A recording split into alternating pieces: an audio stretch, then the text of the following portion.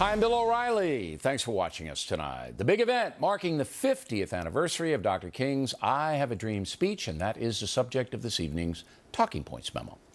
All over the world, people are honoring the memory of Dr. King and his extraordinary speech on August 28, 1963.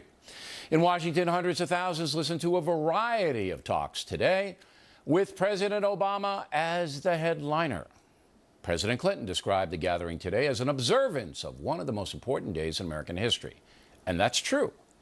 But what Mr. Clinton and no one else mentioned is that today's event excluded black Republicans and conservatives. All the speakers were Democrats. That was a glaring error and does not indicate a desire for inclusion.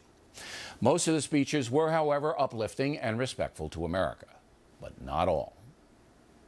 Somewhere along the way, white sheets were traded for button-down white shirts. Attack dogs and water hoses were traded for tasers and widespread implementation of stop and frisk policies. Nooses were traded for handcuffs.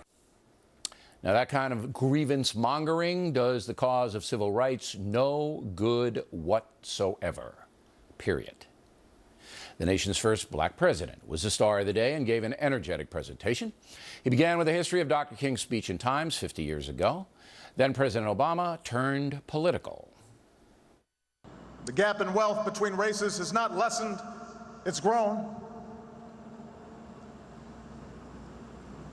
And as President Clinton indicated, the position of all working Americans, regardless of color, has eroded, making the dream Dr. King described even more elusive.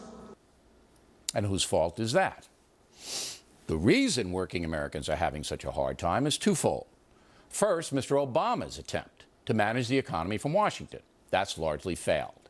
The private sector must drive economic expansion, not the feds, and the president has not yet embraced that. And second, the skill level of many Americans is declining. Even if jobs become more plentiful, you have to be able to do them. You have to speak proper English, be able to do basic math, and conduct yourself responsibly. Millions of Americans have not mastered the basics of the marketplace, and that is the truth.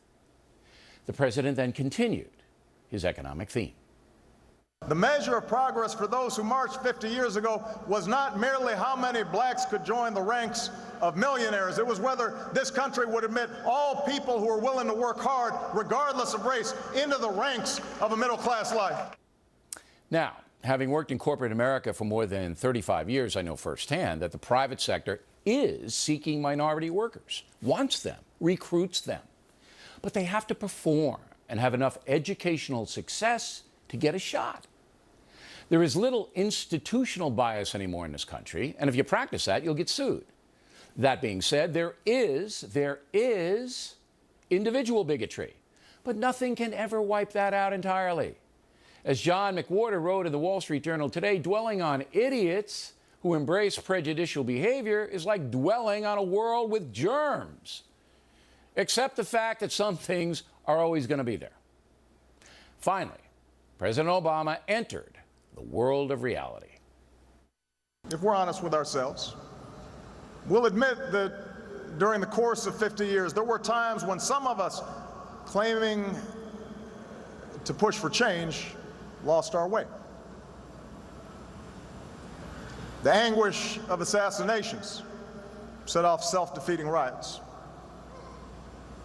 Legitimate grievances against police brutality tipped into excuse-making for criminal behavior.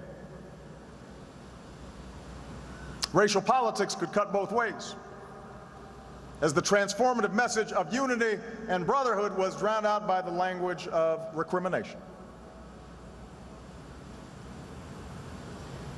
And what had once been a call for equality of opportunity, the chance for all Americans to work hard and get ahead, was too often framed as a mere desire for government support, as if we had no agency in our own liberation, as if poverty was an excuse for not raising your child, and the bigotry of others was reason to give up on yourself.